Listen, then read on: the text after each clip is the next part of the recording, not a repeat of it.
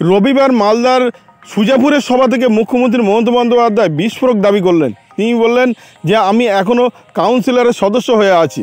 সেই সঙ্গে তিনি আরও বলেছেন যে তার যে মাস্টার স্ট্রোক একের পর এক দিয়ে যাচ্ছে তাতে পিছু পা হচ্ছে বিজেপি, এমনটা বিভিন্ন সূত্রে জানা যাচ্ছে। কি মাস্টার স্ট্রোক করেছে এবং বার কাউন্সিলের সদস্য আছে কিনা সব বিস্তারিত জানাবো। আপনারা দেখছেন top Barasat news YouTube channel. চাকরি বাতিল নিয়ে কার্যত দ্বিধা বিভক্ত গোটা বাংলা। ইতিমধ্যে তৃণমূল নেত্রী এ নিয়ে বারবার ভোটের সভা থেকে তীব্র তোপ দাগছেন। রবিবার ফের মালদার সুজাপুরের সভায় এ নিয়ে মুখ খুলেছেন তিনি। মমতা বলেন, মানুষ খেকো বাঘের কথা সকলে শুনেছেন, এরা হলো চাকরি খেকো বাঘ। বিজেপির কথা বলতে চেয়েছে তৃণমূল কংগ্রেসের সুপ্রিমো মমতা বন্দ্যোপাধ্যায়। যখন দেখছে তখন আর কিছু করার নেই, অমনি সব চাকরি খেয়ে নাও। প্রধানমন্ত্রী এসে নাটক করে বলে গেলেন সব তৃণমূলের জন্যই হয়েছে। অর্থাৎ আপনি জানতেন আপনার দল থেকে চাকরি খাওয়ার নির্দেশ দিয়ে রেখেছিল তো মমতা বন্দ্যোপাধ্যায়ের। সেই সঙ্গে তিনি বলেন, আমি বিজেপির মতো বাজে কথা বলি না, ভাত দেওয়ার ক্ষমতা নেই, কিল দেওয়ার গোসাই। কারো বিরুদ্ধে অভিযোগ থাকলে তদন্ত হবে, নিশ্চয়ই সংশোধন হবে, কিন্তু 26,000 ছেলে মেয়ে চাকরি খেয়ে নেওয়া মানা যায় না। আজ আদালতকেও নিয়ন্ত্রণ করছে। তবে তিনি আদালত সম্পর্কে সরাসরি কিছু বলতে চাননি। তিনি বলেছেন, সরি কোর্টের বিরুদ্ধে অভিযোগ নেই, কিন্তু মানুষ সব শেষে যে বিচারের দরজায় যান, আজ সেটাও যদি বিজেপি বন্ধ করে দেয় তাহলে কোথায় যাবেন মানুষ। আমি নিজে আইনজীবী ছিলাম, এখনও বার কাউন্সিলরের সদস্য। আজ যদি আপনার ঘরের ছেলে মেয়েদের চাকরি চলে যেত, পারতেন 7 বছর কাজ করে বেতনের টাকা 12% সুদ হারে ফেরত দিতে। আমরা আইনে যাচ্ছি, কিন্তু এটা হচ্ছে দেশের প্রধানমন্ত্রী যিনি লোকের চাকরি খান। একের পর এক তোপ বিজেপিকে নিশানা করে বলেছেন মমতা বন্দ্যোপাধ্যায়।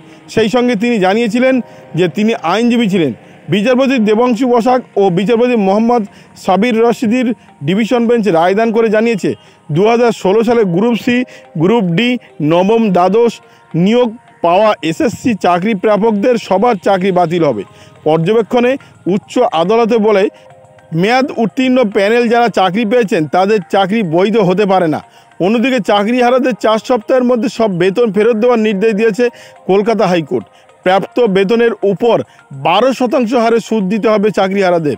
এর জন্যে চাকরিহারাদের 4 সপ্তাহ সময় দিয়েছেন কলকাতা হাইকোর্ট। এই টাকা জেলাশাসকের কাছে জমা করতে হবে বলেও নির্দেশ দেওয়া হয়েছে। পরে জেলাশাসক পরবর্তী 2 সপ্তাহের মধ্যে ওই টাকা হাইকোর্টে জমা দেবেন। তবে এবার সুপ্রিম কোর্টে গিয়েছে রাজ্য সরকার, কাল রয়েছে তার শুনানি, এমনটা জানিয়েছেন মুখ্যমন্ত্রী মমতা বন্দ্যোপাধ্যায়।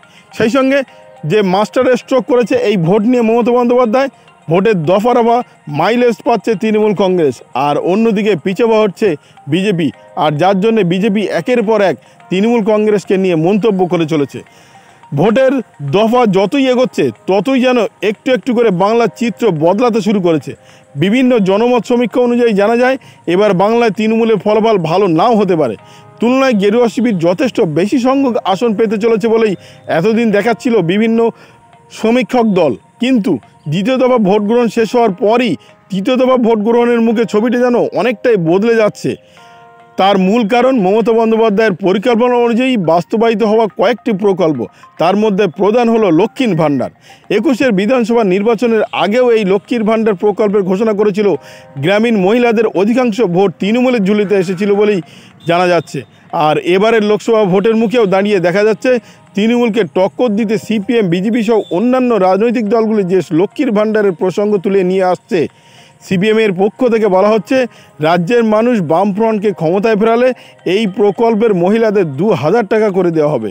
গেরুয়া শিবির আবার জানিয়েছে বাংলায় ক্ষমতায় বিজেপি এলে মহিলাদের হাতে 3,000 টাকা করে তুলে দেওয়া হবে।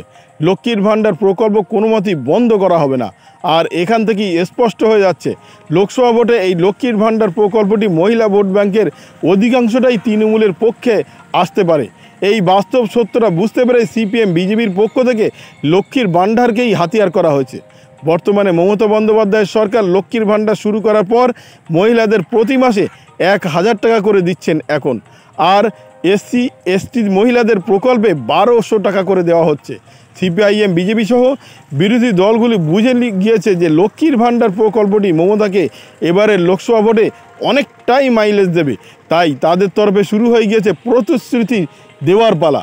অর্থাৎ ভাণ্ডার প্রকল্পে তারাও বলতে চাইছে যে আমরাও টাকা দেব, এমনটা বলেছে বিরোধী দলগুলি অর্থাৎ মুখ্যমন্ত্রী মমতা বন্দ্যোপাধ্যায় এই লক্ষ্মীর ভাণ্ডারকে সামনে রেখে যে অনেকটাই এবারের লোকসভা ভোটে এগিয়ে রয়েছে সেটা বলা সন্দিহান। তবে সেটা 4ই জুন ভোটের ফলাফলের দিন বোঝা যাবে।